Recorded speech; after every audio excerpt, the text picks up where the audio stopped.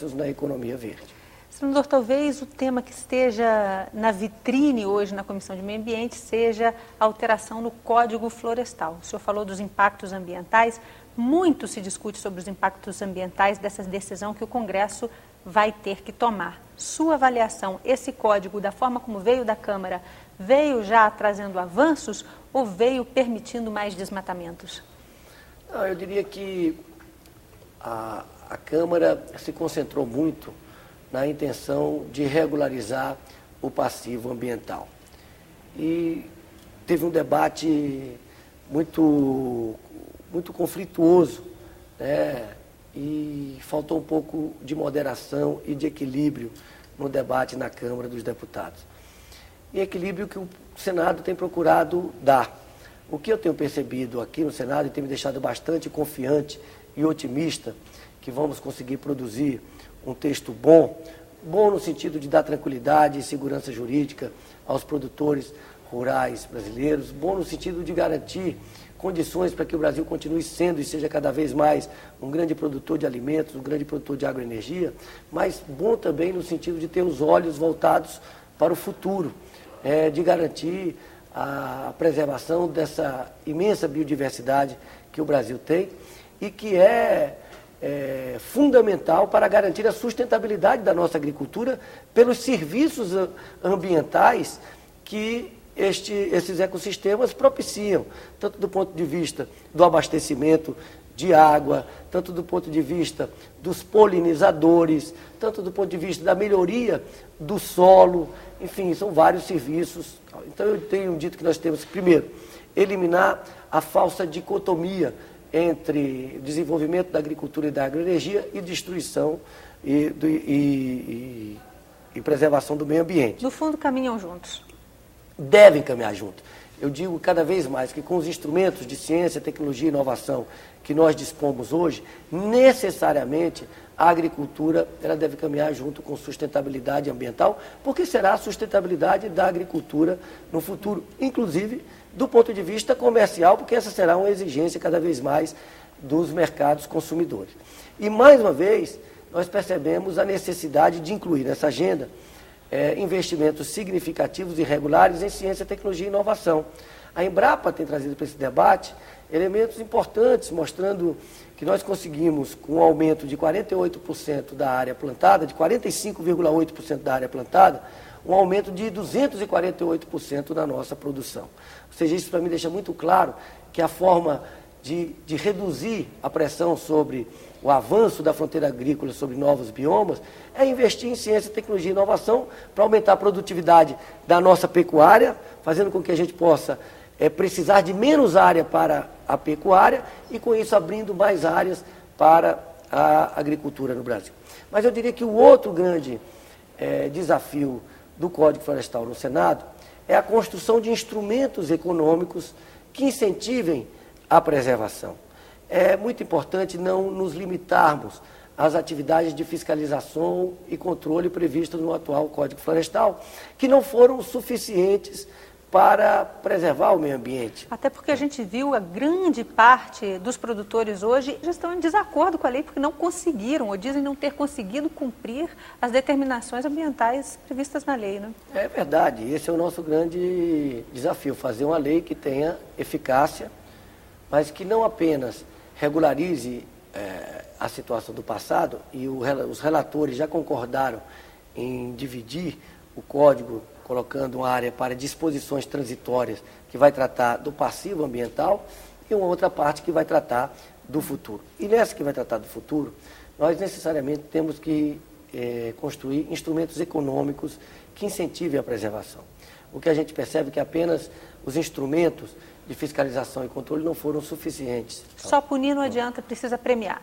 É verdade, premiar, e esse é o nosso grande desafio hoje, que instrumentos econômicos colocar no código que permitam, que incentivem a preservação.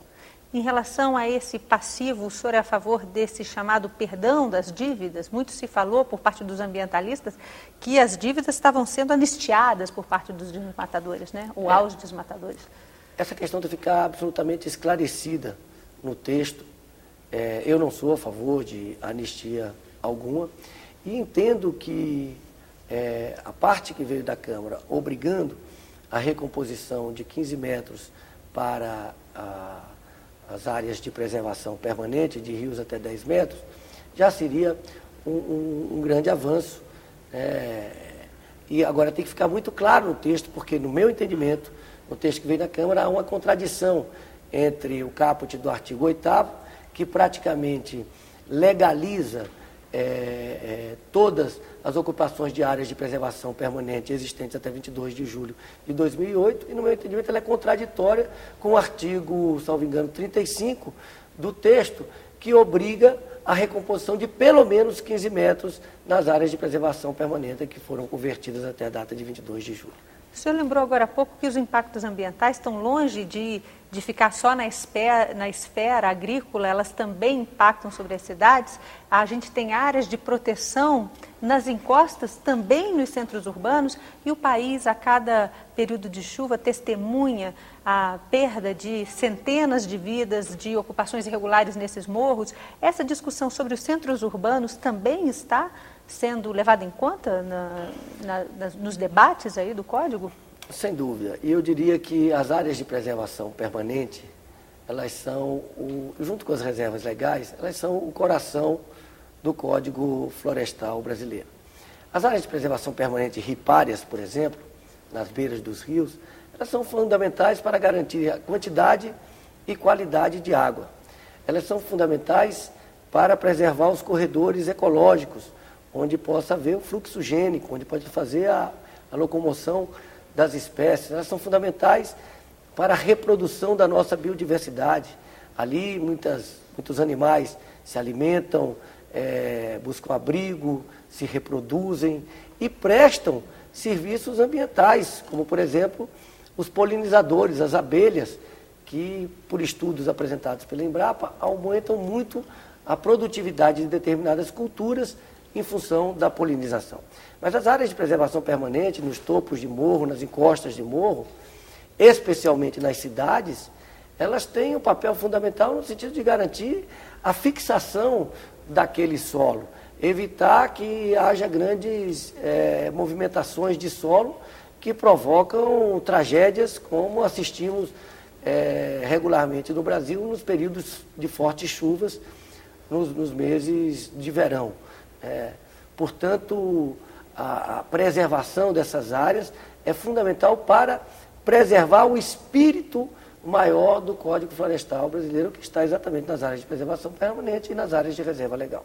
Senador, nós ocupamos quase todo esse programa falando só de 2 das 3 missões da comissão que o senhor preside. Faltou ainda falar sobre defesa do consumidor.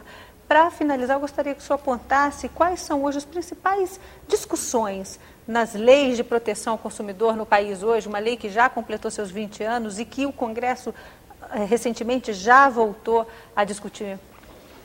Olha, esse final do ano nós ainda teremos, além da votação do Código Florestal, o início de um debate importantíssimo, que é o de atualização do Código de Defesa do Consumidor.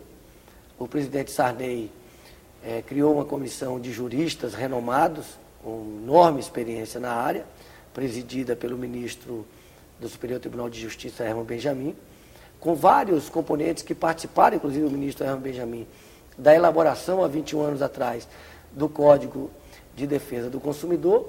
E naquele momento tinham 2 temas que hoje estão muito presentes na vida do brasileiro e que naquele momento de evolução da nossa economia não estavam presentes, que é o comércio eletrônico, hoje muito difundido em função da democratização do acesso à internet, e o superendividamento, que foi um problema ocorrido porque também uma grande massa de brasileiros passou a ter acesso ao crédito, questões que não estavam presentes naquela ocasião.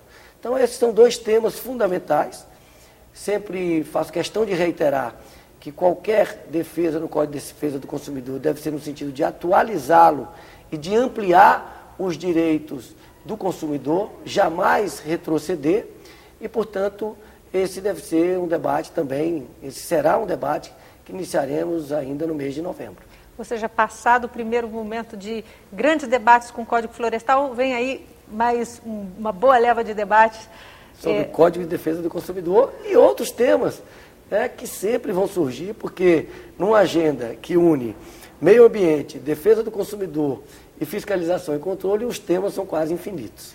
Senador, muito obrigada por essa conversa. Nós conversamos neste programa com o senador Rodrigo Hollenberg, que preside a Comissão de Meio Ambiente, Defesa do Consumidor e Fiscalização e Controle do Senado. A você que nos acompanha mais uma vez, obrigada pela atenção e até a próxima.